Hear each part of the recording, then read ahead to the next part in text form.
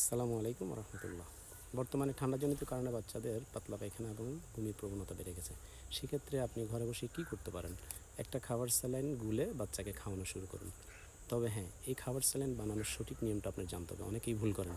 অনেকে এক গ্লাস পানিতে পুরো স্যালাইন গুলে অথবা অর্ধেক গুলে আর অর্ধেক রেখে দেন। এটা সম্পূর্ণ ভুল।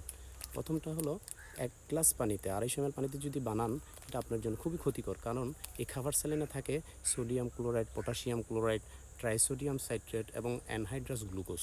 এগুলো যখন 250 ml পানিতে আপনি বানাবেন, তখন এর ঘনত্ব বেড়ে যাবে এবং এগুলো খেয়ে হলে আপনার বাচ্চার জন্য এটা খুবই মারাত্মক ক্ষতি হতে পারে। এতে কিডনি ড্যামেজ পর্যন্ত হতে পারে। সুতরাং সঠিক নিয়মে 500 ml পানিতে একটা খাবার স্যালাইন বানাবেন। একবার খাবার স্যালাইন বানালে এটা 12 ঘন্টা পর্যন্ত ঠিক থাকে। বানাবেন কাঁচের পাত্রে অথবা স্টিলের পাত্রে, 250 না 500 ml পানিতে। তারপরে ঘন ঘন বাচ্চাকে খাওয়ান এবং